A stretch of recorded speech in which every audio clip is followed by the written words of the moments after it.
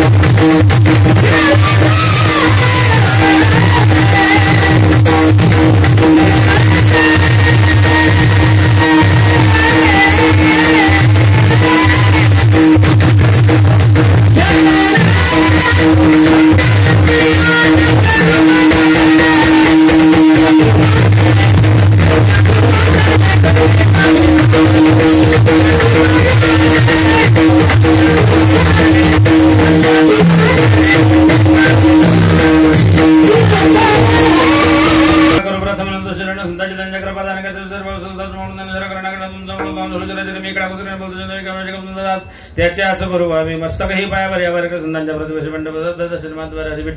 नमो ज्ञानेश्वरा नमो ज्ञानेश्वरा निवृत्त्योदारा सोपान देवा मुक्ताबाई नमो त्रिभुवन पावनी आदत्रय जरणी देवाचे करारविंदेन पदारविंद मुखारविंदे विनमेशयन्तम् वटसवत्रसवटेशयानं बालमुकुन्द मनसा स्मरामि भजव्रजेकमण्डनं समस्तपापखण्डनं स्वभक्तचित्तरञ्जनं सदैवनन्दनन्दनं पिच्चकुच्चमस्तकं सुनाथवेणुहस्तकम् अनङ्गरङ्गसागरं नमामि कृष्णनागरं नमामि कृष्णनागरं नमामि कृष्णनागरं लोकाभिराममरणरङ्गधीरं राजीवनित्यं रघुवंशनाथं कारुण्यरूपं करुणाकरन्तं श्रीरामचन्द्रं शरणं प्रपन्दे वचनायका कमलापती माझ्या रंगाची विनंती करतो कधी गाडी आपण असावे जोडी जगे माझ्या बागसारखा माहिती तू सदस्य राखावा कर जोडतो कधी गाडी आपण असावे जोडी सेवेला की सेवेक झाला तुमच्या लागू चरण होस मामी तू काय देवा यावरील करा बाबीर कैवल्याचा पुत्र प्रकल्प पुत्र चैतन्याचा जेवढा ज्ञान माझा साधकाचा माय बाप दर्शन सर्वपती सुखरूपद ज्ञान उभा माझा धन्य धन्य मुक्ताबाई तुमचे चरणी माझे डोई माझा केला अंगीकार दाखविला परत पर आदत्रय चरणी मुक्ताबाई माते कृपा करीवर धस्ते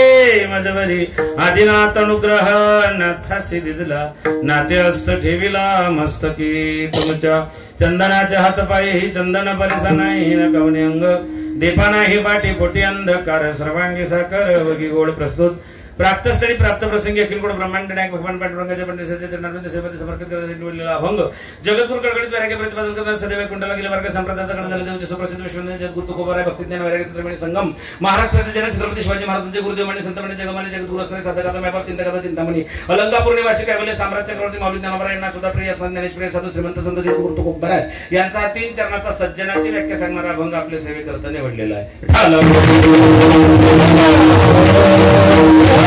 सुरुवात करण्याने अगोदर अल्पसा परिहार देणं गरजेचं आहे. आपल्या पुण्य पावन श्री क्षेत्र वळग या ठिकाणी आई जगदंबेच्या आई भगवतीच्या दरबारामध्ये गेल्या 5 वर्षापासून सुरू असलेला हा अखंड हरिनाम कीर्तने सप्ताह तथा श्रीमद भागवत ज्ञान यज्ञ सोहळा दुर्गा माता संस्थान वळग आई जगदंबेच्या दरबारामध्ये आई भगवतीच्या दरबारामध्ये ज्या महात्म्याने आपल्या गावाचं नाव सबंध महाराष्ट्रभर त्या ठिकाणी पोहोचवलं ते परमादरणीय परमस्नेही कमी वयामध्ये त्यांनी भगवतीची कृपा संपादित केली असे असणारे आमचे परमस्नेही परमादरणीय रणजित महाराज वळगकर यांच्या कुशल मार्गदर्शनाने अथक परिश्रमाने यांच्या तळमळीने गेल्या 5 वर्षापासून हा सोहळा संपन्न होत आहे.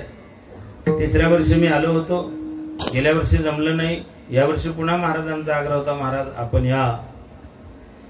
या कार्यक्रमाचं सौजन्य ज्यांनी स्वीकारलेलं आहे ते श्री हरिभक्तीपरायण गजानन व्यंकटराव पाटील नागराळ आणि श्री गंगाधर नारायणराव बिरादार नागराळ या 2 दातृत्वान दात्यांनी यांच्या कीर्तनाचं सौजन्य या ठिकाणी स्वीकारलेलं आहे. या कार्यक्रमासाठी लाभलेले महाराष्ट्राचे गुणीजन रणजित महाराज तुम्ही या चौघांना वळगमध्ये घेऊन आले म्हणजे तुम्ही अख्खा महाराष्ट्र वळगमध्ये आणलेला आहे.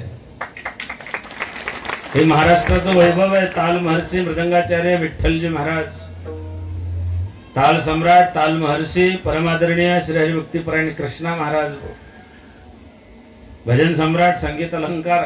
अख्ख्या महाराष्ट्रामध्ये मला फक्त 2च हजारे माहिती आहे. एक अण्णा हजारे आणि दुसरे आमचे संजय महाराज हजारे. हजारे हा ब्रँड आहे. आमचे संजय महाराज या कार्यक्रमाला उपस्थित आहे. महाराष्ट्राचं युवा हृदयस्थ असणार,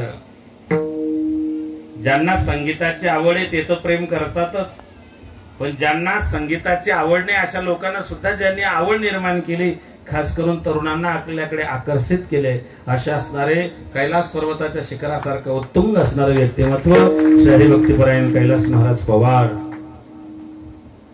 टाळकरी, विनेकरी, चौदार परंपरेचे सगळे या ठिकाणी अनुयायी. साऊंड सिस्टीम फार गोड आहे दादा, अप्रतिम आहे. तुम्हालाही धन्यवाद. माझ्यासोबत कीर्तनकारांचं जंक्शन स्टेशन नायगाव आहे. महाराष्ट्रातला कुठलाही कीर्तनकार आला तरी तो या भागात येताना पहिल्यांदा त्याचा एक टप्पा आहे. जसा दौंडला कोणती गाडी आली की थांबते, भुसावळला कोणती गाडी आली की थांबते, तसं एक केंद्रबिंदू आणि केंद्रस्थान आमच्या कीर्तनकारांवरती, वारकऱ्यांवरती नितांत प्रेम करणारे आमचे परमस्नेही आमचे बंधू मनोज भाऊ सावकार नायगावकर, भाऊंची उपस्थिती या कार्यक्रमाला आहे. संबंध महाराष्ट्रात आपल्या पत्रकारितेच्या माध्यमातून ज्यांची एक ओळख आहे, आमचे परमादरणीय आणि वारकरी विचारांना प्रेरित असणारे श्री हरिभक्तीपरायण पत्रकार नरेंद्र येरावर साहेब उमरी, माजी मुख्यमंत्री आणि सध्याचे उपमुख्यमंत्री एकनाथरावजी शिंदे यांचे PA खदगावकर साहेब यांचे भाऊजी आज कीर्तनामध्ये आमच्या सोबत देगलूरतून आलेले आहेत.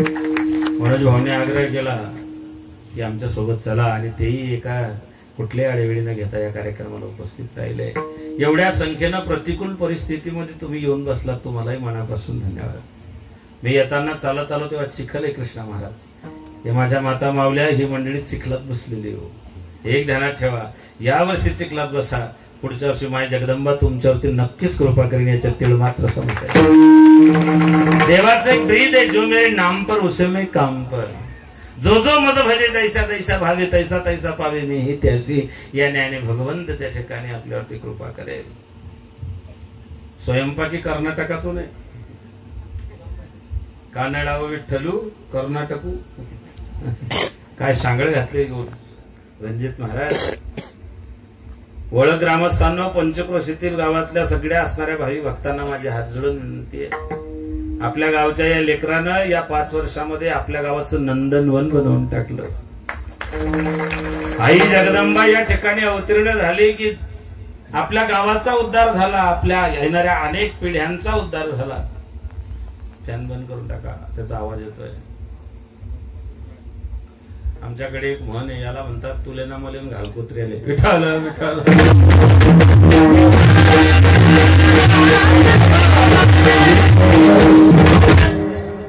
ती हवामध्ये लागतच नाही, त्याचा आवाज येत होता त्याच्यामुळे. तसं काही नाही, मी इतकाही वाईट माणूस नाहीये. इतक्या कमी वयात महाराजांचं वय माझ्यापेक्षा 12 वर्षांनी, त्यांनी मला जेवताना वय सांगितलं, म्हटलं तुम्ही माझ्यापेक्षा 12 वर्षांनी लहान आहेत महाराज. ही जी मंडळी आहेत ना, ही सप्ताहामध्ये त्यांनी 1 दिवस हजेरी लावावी म्हणून महाराष्ट्रातून वेटिंग आहे यांना. 1च दिवस या महाराज, कैलास महाराज, संजय महाराज, कृष्णा महाराज, विठ्ठल महाराज, 1च दिवस हजेरी लावा ही मंडळी, तरी त्यांचं शक्य होत नाही.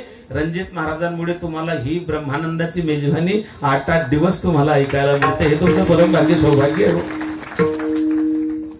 एकच वाक्य सांगेल, मृगाची अंगी कस्तुरीचा वास असे जास त्यास नसे ठावा. हिंदी सुभाषितकार सांगतात, जो चीज अपने पास होती तब आदमी को उसका एहसास नहीं होता. आपल्या जवळ आहे त्या माणसाला त्याची किंमत राहत नाही. एवढं मोठं कार्य यांनी इतक्या कमी वयामध्ये केलं. मी ताई जगदंबेला प्रार्थना करेन, माय माझं काही आयुष्य कमी करून या महात्म्याला दे, जेणेकरून एवढा मोठा सोहळा या परिसरात ठिकाणी ऐकायला मिळतो. भाग्यवान आहात तुम्ही, आणि तेही भाग्यवान आहे ज्यांनी या सोहळ्याला प्रत्यक्ष अप्रत्यक्ष डायरेक्ट इनडायरेक्ट मदत केलेली आहे. तुम्ही सगळे भाग्यवान आहे. आई जगदंबेची सदैव कृपा तुमच्यावरती राहो. आई श्री माय भगवतीकडे प्रार्थना करतो आणि तिच्या जवळ एकदा प्रार्थना करतो. जगदंबे जगदंबे जगदंबे भगवते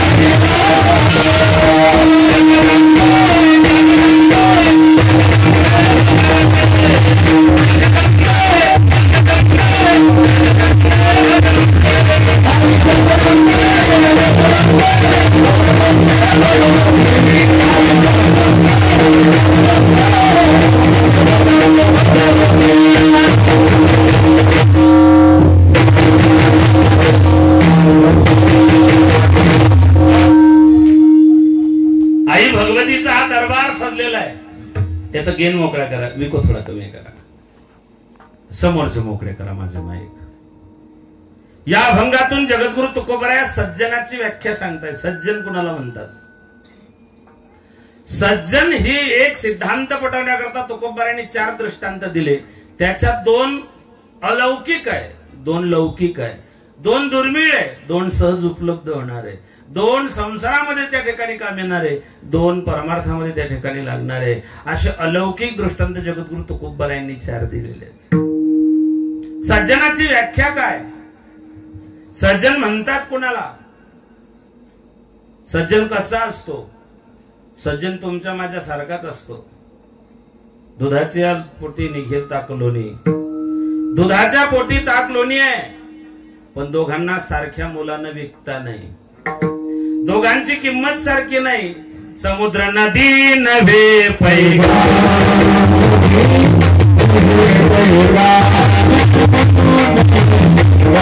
म्हणू नये लिंगा. संत नवती जगा माणसाच्या सारिके. पृथ्वीच्या पोटी हिरागार गोटी. सुई लोखंडाची, कैची लोखंडाची. दोघांचं कार्य वेगळं आहे. सुई जोडायचं काम करते, कैची कापायचं काम करते. सुई म्हणजे संत आहे, कैची म्हणजे जग आहे. काही लोकांना चांगलं सहन होत नाही. आमच्या गावात एक माणूस आहे, त्याचं नाव आहे पचक्या. कधीच चांगलं बोलत नाही कैलास बाबा, तो कधीच नाही. त्याच्या तोंडून कधी चांगलं निघलंच नाही. आमच्या गावात एकाला बंगला बांधला, सगळ्यांना त्या ठिकाणी वास्तुशांतीची पंगत दिली, सगळ्यांना जेवायला बोलवलं, पण त्याला वाटलं एवढं चांगलं काम येईल, याला काही बोलवायचं नाही. त्याला आमंत्रणच दिलं नाही, त्याला बोलवलंच नाही. शुभ कार्यात विघ्न नको म्हणून त्याला नकोच. आम्ही जेव्हा जेवायला पंक्तीत बसलो तेव्हा पहिल्या पंक्तीत तोच बसला होता. त्याला म्हटलं तुला तर आमंत्रण नव्हतं. तो म्हणला मला आमंत्रण नव्हतं, कदाचित घरमालकाला विसर पडला असेल, पण मला तर ठाऊक होता आज पंगत आहे. जेवण झालं ते आम्हाला बंगला पाहायला घेऊन गेले. प्रशस्त बंगला होता, सुंदर रंगरंगोटी, झोंबर होते, लाइटिंग होती, गालीचा होता, सोफा सेट, येतानाचा एसी, सगळ्या गोष्टी व्यवस्थित होत्या. आम्ही सगळे कौतुक करायलो, काय सुंदर बंगला बांधला, काय सुंदर वास्तू बांधली, काय प्रसन्न वाटतंय. आणि तो म्हणे सगळं चांगलं आहे, पण भूकंप झाला तर. चांगलं कधी तोंडून निघतच नाही. आमच्या गावात पाटलानं बैलला आणले, पंढरपुरी जोडी किल्लारी, पांढरे शुभ्र बिटीच्या कापसासारखे पांढरा शुभ्र कलर त्यांचा होता, क्रिस्टल व्हाईट. इतके चांगले बैल आणले, अख्खं गाव बैल पाहायला गेले की काय सुंदर बैल आहे, काय रंग आहे, काय शिंग आहे, काय उंची. हा तिथे आला पचक्या. हा म्हणले सगळं चांगलं आहे, पण साप चावला तर. गहू पेरायला आता आमच्याकडची मंडळी, त्याच्या शेजारी राहणारा एक ग्रस्त, त्याचं 40 एकर बागायती. तो गहू पेरायला निघला, पण त्याला वाटलं हा करंट आपल्या शेजारीच आहे. याचं पहाटे तोंड दिसायला नको म्हणून पहाटे 4 वाजता बैलगाडीमध्ये बसले, सगळं साहित्य टाकलं, तिफण टाकली, बायकोला बसवलं, सालदारला बसवलं, खतं वीजबाई टाकली, आणि अंधारात निघून जायचं. याचं तोंड पाहायचं नाही या उद्देशानं गल्ली सोडली, गाव सोडलं, गावाच्या बाहेर गेले. त्याला वाटलं सुटलो आता, हा काही दिसत नाही. जसं गाव सोडलं तसं तो रस्त्यावरती डबा घेऊन उभा होता. याने पाहिलं की याला टाळत होतं ना, आता रस्त्यात उभा आहे. तो याला विचारे कुठे चालला? तो म्हणे मी तुझ्या पाया पडतो, फक्त बोलू नको. तो म्हणे आधी मला सांग तू कुठे चालला? तो म्हणे मी तुझ्या पाया पडतो, पण बोलू नको. तो म्हणले बोलणार नाही, पण खरं सांग. त्या शेतकऱ्यानं सांगितलं, जर तू बोलला नाही मी तुला 2 क्विंटल गहू देईन. मी गहू पेरायला चाललो, फक्त काही बोलू नको, तुला 2 क्विंटल गहू देईन. तो म्हणले, तू मला 2 क्विंटल गहू देशील, पण तुला पिकेल तेव्हा ना. अशा करंट्या लोकांच्या तोंडून चांगलं कधीच निघत नाही. ज्ञानोबा त्याला करंट्या म्हणतात. एक लक्षात ठेवा, ज्याने सत्कर्माचं व्रत हाती घेतलेलं आहे त्याने मागे पाहू नका, पुढे आहे जामीन तुका. लक्ष द्यायचं नाही, चांगल्या कामाला त्रास होतो. आपल्याकडे एक म्हण आहे, निंदकाचे घर असावे नाही, असतेच शेजारी. चांगलं काम करा, सत्कर्म करा, परमार्थ करा, त्या गोष्टीला टीकेचा धनी व्हावंच लागतं.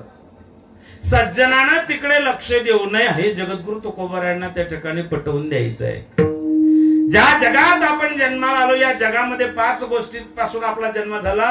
पृथ्वी, आप, तेज, वायू आणि आकाश, पंचमहाभूतांपासून आपला त्या ठिकाणी जन्म आहे. पंचमहाभूत, पंचतत्व आणि त्या ठिकाणी पंचतन्मात्रा, याच्यातून या देहाची उत्पत्ती झालेली आहे. मग या पंचतन्मात्रेपासून जन्माला आलेल्या या देहाची शुद्धी होण्याकरता 5 ग्रंथ त्या ठिकाणी शास्त्रकारांनी सांगितलेले आहेत.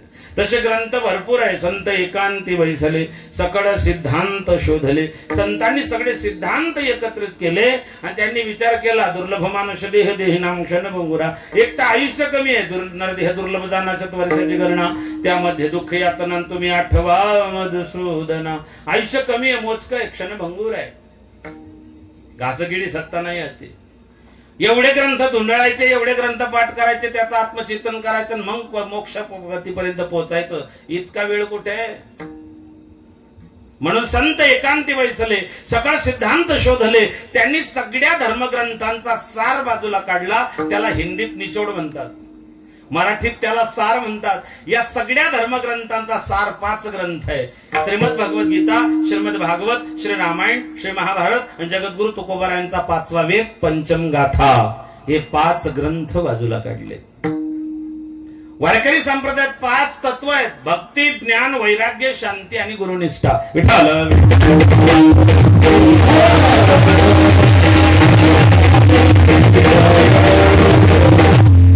भक्ती म्हटलं की नामदेव आहे, ज्ञान म्हटलं की ज्ञानोबा आहे, वैराग्य म्हटलं की तुकोबा आहे, शांती म्हटलं की नाथ बाबा आणि गुरुनिष्ठा म्हटलं की निळोबा आहे.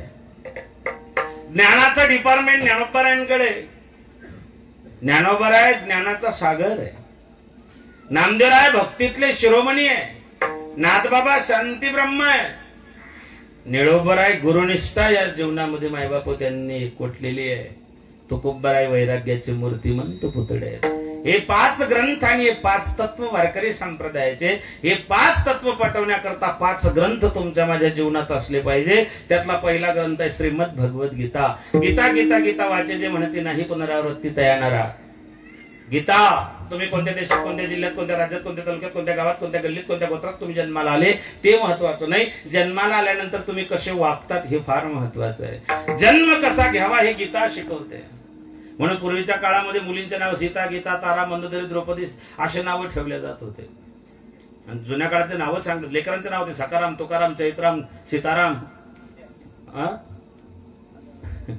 असे जुन्या काळात नावं ठेवले जात होते. एका बाईनं पोऱ्याचं नाव ठेवलं सनलाइट. सन म्हणजे सूर्य, लाईट म्हणजे प्रकाश, सूर्यप्रकाश. पोरग इतकं काळ होतं, दिवसा बॅटरी लावून पाहा ना पुढे कुठे बसलोय. काही लोक नावाच्या विरुद्ध आहे. मायबाप, मराठीत एक म्हण आहे, नाव लक्ष्मीबाई हाती कथलाचा वाडा. काही लोक नावाच्या विरोधात आहे. नावासारखं माणसाचं जीवन पाहिजे, नावासारखं त्याचं प्रतिबिंब पाहिजे. म्हणून भगवद्गीता जन्म कसा घ्यावा हे शिकवते. कसं वागावं हे रामायण सांगते. Ramayana is a social science. Ramayana समाजशास्त्र आहे. रामायणाने आम्हाला काय दिलं? रामायणाने आम्हाला आदर्श राम दिला. रामायणाने आम्हाला आदर्श बंधुप्रेम दिलं. होऊन गेले राम लक्ष्मण बंधू प्रेमाची देऊन शिकवण. आता भावा भावात फुट पडे गेले जग हे आज कोणीकडे. घराघरातून होत्या ग्रहणी बोलत नव्हत्या वेळ जरणी. आता निशिदिन होती झगडे गेले जग हे आज कोणीकडे. वर्ष तर होते नियमित मेघ नवते ऐसे नाना रोग आता भूमीला पडती तडे गेले जग हे आज कुणीकडे. बंधुप्रेम रामायणामध्ये वनवास प्रभू रामचंद्रांना मिळालेला होता, लक्ष्मणाला नाही. पण तरी लक्ष्मण म्हणतायत की दादा हे राज्य तुझं आहे, ही गादी तुझी आहे, मी तुझ्या पाठीशी आहे, अख्खं मंत्रिमंडळ तुझ्या पाठीशी आहे, मी बघतो की तुझ्या राज्याभिषेकाला विरोध कोण करतो. भगवंताने सांगितलं लक्ष्मणा रघुकुल रीत सदा चली आहे, अशा न्यायानं जगणारा माझा बाप, जो माझा बाप शब्दाच्या जंजाळात अडकलेला आहे आणि तू त्या बापाच्या विरोधात त्या ठिकाणी उठाव करायचं ठरवतोय. बाप म्हातारा असेल, निर्धन असेल, जर्जर असेल, रोगी असेल तरी बापाचा लेखावरती पूर्ण अधिकार असतो, त्याच्यामुळे मी ते करू शकत नाही. आणि भगवान परमात्मा निघाले, लक्ष्मण भगवंताच्या मागे निघाले. भगवंताने सांगितलं लक्ष्मणा बायकोचा निरोप घेऊन ये. लक्ष्मणाने सांगितलं दादा माता राम मत पिता रामचंद्र मत सखा राम, माझी माय, माझा बाप, माझा भाऊ, तू सर्वस्व आहे. अहो काय दिवाणगी लक्ष्मणाची. नवपरिणिता पत्नी आहे, घरात मुसमुसणारा लावण्य, मदनाचा पुतळा लावण्याची खान त्यांची पत्नी आहे. लक्ष्मण बायकोला भेटायला सुद्धा गेले नाही. लक्ष्मणाची बायको उर्मिला 14 वर्ष दरवाजात घास घेऊन उभी होती. घर कबावोगे या गोष्टी फक्त ऐकायच्या. आपल्या घरात 14 मिनिट तरी बाई ताट घेऊन उभी राहीन का? खातो नाही. मग काळ बदलला माय. 10 वर्ष अगोदर अशी कधी बातमी ऐकली नाही की बायकोनं नवऱ्याला मारून टाकलं, नवऱ्यानं बायको मारली, अशा बातम्या आल्या असते. पण बायकोनं नवरा मारला असं कधी चालू नाही. पण गेल्या 2 महिन्यामध्ये रोज आठवड्याला एक बातमी येते की बायकोनं नवरा मारून टाकला. एका बाईनं तर फिरायला तिकडे घेऊन गेलं, तिकडेच कार्यक्रम लावला त्याचा. एका बाईनं पाण्याच्या ड्रम मध्ये नवरा मारून टाकला, त्याच्या सिमेंट कॉन्क्रीट टाकून तो ड्रम भजून टाकला, मारून टाकला त्याला. मी ती बातमी ऐकली, घरी आलो तो ड्रम भंगारमध्ये विकला. विठ्ठल काळ बदलला, कोण कधी कसा बदलून जाईल सांगता येत नाही. आपण सगळे क्रिकेट पाहणारी मंडळी आहात. मला सांगा 11 प्लेयर मध्ये बॅट्समनच्या जवळ सगळ्यात जवळचा प्लेयर कोणता? कीपर. आणि स्टंपिंग कोण करतो? जो सगळ्यात जवळ असतो तो स्टंपिंग करतो. आतापर्यंत ज्यांची स्टंपिंग झाली ती जवळच्यांनीच केली. म्हणून सगळ्यात अगोदर जवळच्यांपासूनच सावध राहायचं. विठ्ठल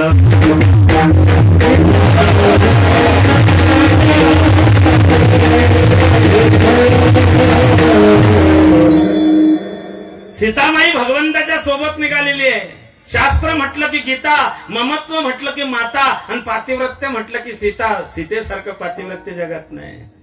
कोण होती सीता? विदेही जनकाची मुलगी, चक्रवर्ती सम्राट राजा दशरथाची सून, अनंत कोटी ब्रह्मांड नायकाची धर्मपत्नी. नवऱ्याच्या जीवनात वनवासाला सीता पावलावरती पाऊल ठेवून खास खडके दगड गोटे काट्याकुपटांमधून चालत राहिले. माझ्या माताने विचारतो सीतामाईला जितका त्रास झाला त्याच्यातला 1% तरी तुम्हाला आहे का? तरी नवऱ्यानं 2 थापडा मारले, तुम्ही 498 लावून देते. आय एम ऑलवेज करेक्ट ही भावना रुजत चालली महाराज. मनाच्या विरुद्ध ऐकण्याची कॅपॅसिटी उरली नाहीये. तो काळ वेगळा होता, हा काळ वेगळा आहे. माणसं बदलले, माणसांची मानसिकता बदलली. एकाने मला विचारलं महाराज आप लोग पत्थर की पूजा क्यों करते हो? मैंने कहा भैया कणकण में भगवान ये हमारे शास्त्रों ने हमें सिखाया है. देव नटला नाना परी भरून उरला चराचरी. आम्ही सगळ्या ठिकाणी ईश्वराचं अस्तित्व मान्य करतो. विठ्ठल जडी तडी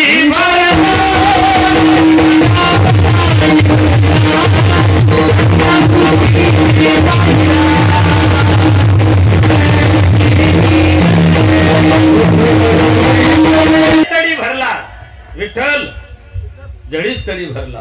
रेता ठाव नाही उरला आजम्या दृष्टीने.